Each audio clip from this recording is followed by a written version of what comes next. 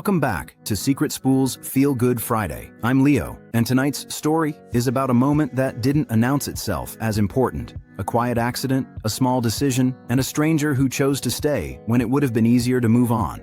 This isn't a story about dramatic rescues or public praise. It's about how kindness shows up quietly, and how one ordinary act of presence can ripple outward and change a life. 7 years ago, on an otherwise unremarkable afternoon near a college campus in Austin, Texas, a senior named Joey was skateboarding through streets he knew almost too well.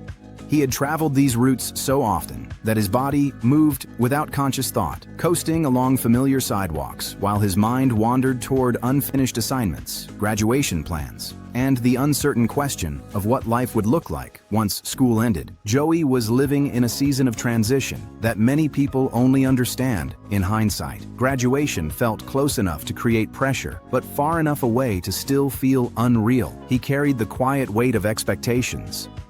Choosing a career, becoming financially stable, proving he could handle adulthood, all while feeling unsure whether he was actually ready for any of it. That afternoon felt ordinary in the way most turning points do. Warm air, steady motion, nothing demanding attention. Joey wasn't thinking about danger or risk. He was thinking about responsibilities, future plans, and the low hum of uncertainty that settles in when life is about to change, even if you don't yet know how. Then, a car drifted closer than expected. Joey reacted on instinct, swerving just enough to avoid it. But instinct doesn't always come with balance. His board slipped, his footing vanished, and in a split second, he was airborne before slamming hard into a roadside ditch. The impact knocked the breath out of him. Pain tore through his wrist immediately, sharp, intense, and unmistakable. Joey lay there stunned, staring up at the sky as his body struggled to catch up with what had just happened. Around him, cars continued past, and footsteps moved along the sidewalk, the world carrying on as if nothing had changed. Lying there on the ground, time began to stretch in strange ways. Seconds felt longer than they should have, and every small sensation, the scrape of fabric, the distant sound of traffic, the dull throb pulsing through his wrist, felt amplified. Joey remembers how quiet everything suddenly seemed, even though the street itself hadn't changed at all. As the shock faded, fear settled in. Joey didn't need medical training to know his wrist was broken. What frightened him almost as much was what came next. His insurance coverage wasn't great, and the thought of calling an ambulance brought a heavy wave of anxiety that pressed down on him as firmly as the pain itself. Caught between physical injury and financial uncertainty, Joey made a decision that felt practical in the moment. He pulled out his phone and requested a ride. It wasn't denial or recklessness. It was a young person trying to manage one crisis without accidentally creating another, hoping this choice wouldn't make things worse. When the car arrived, the driver's name was Benny. He didn't see someone standing upright waiting for pickup. He saw a young man lying on the ground, clearly injured and struggling to move. Without hesitation, Benny parked, stepped out of the car, and walked toward him, concern replacing convenience. Benny helped Joey sit up slowly, paying close attention to every movement. He adjusted the passenger seat so Joey could recline and avoid unnecessary strain, making sure he was stable before closing the door. There was no impatience in his voice, no sign of irritation, only calm focus and care. Their first stop was urgent care, but it didn't take long for staff to realize the injury was beyond what they could treat. Joey needed the emergency room. Without being asked, Benny told him he would drive him himself and that he wouldn't charge him for the ride. It wasn't framed as generosity, just what needed to happen. During the drive, conversation unfolded naturally. Joey mentioned that he didn't have family nearby, no one who could come sit with him or help navigate the hospital. Benny understood that loneliness well. Years earlier, he'd been far from his own loved ones after immigrating to a new country, learning how isolating emergencies can feel. When they arrived at the hospital, Benny didn't drop Joey off at the door and leave. He helped him check in, spoke with staff, clarified details of the accident, and stayed as Joey was taken back for treatment. Instead of returning to work, he sat down and waited. Hospitals have a way of stripping life down to its simplest elements. The muted lighting, the slow passing of time, the quiet hum of machines, everything forces you to sit with yourself. Joey drifted between awareness and exhaustion, noticing how different this felt from being alone in other moments of his life. This time, the loneliness wasn't complete.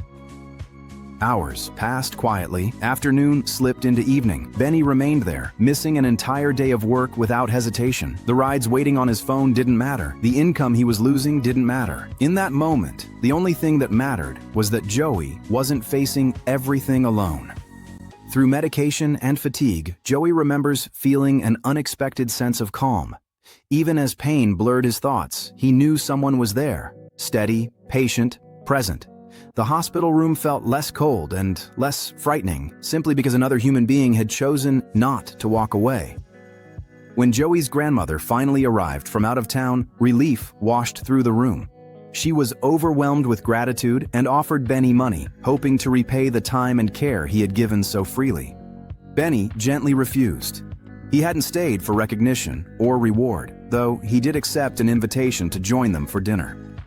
That dinner marked the beginning of a connection neither of them expected. What Benny didn't know was that he had met Joey during one of the lowest emotional periods of his life, even though Joey himself hadn't fully named it yet or realized how far inward he had retreated.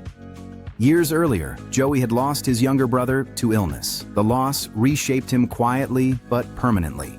Grief didn't explode outward, it pulled inward. Over time, Joey learned to keep people at a distance, not out of anger, but out of self-protection, believing that closeness only made loss hurt more. That distance slowly became habit, and habit became identity. Joey functioned, succeeded, and kept moving forward, but emotionally, he remained closed off. He didn't realize how isolated he had become until kindness arrived unexpectedly, breaking through walls he didn't even know he was still maintaining. Benny's presence cracked that emotional shell open. It reminded Joey that goodness still existed, not as an abstract idea, but as a real person choosing compassion without expecting anything in return. That realization softened something inside him and reshaped how he viewed people, connection, and trust. As years passed, both men built their lives and careers. They didn't speak often, but they checked in from time to time, a quiet acknowledgement that some bonds don't fade, even when life moves forward and circumstances change. Since that day, Joey has tried to move through the world differently. He looks for moments where presence matters more than solutions, where showing up counts more than fixing anything. He doesn't always get it right, but the memory of that hospital room stays with him, reminding him how powerful simple kindness can be. Looking back, Joey says that day changed everything, not because of the accident, but because of what followed it. One simple act of compassion helped him believe in people again and inspired him to offer that same presence to others whenever he could. In a world that often feels rushed, divided, and distant, this story is a reminder that presence matters. Sometimes the most powerful thing you can do isn't having the right words or perfect answers. It's staying. If this story resonated with you, consider sharing a moment of kindness you've witnessed or experienced in the comments, and take a second to like the video so more people can find it. If you'd like more stories that remind us of the good still out there, subscribe to SecretSpool and join us again next time. I'm Leo. Thanks for spending this Feel Good Friday with us.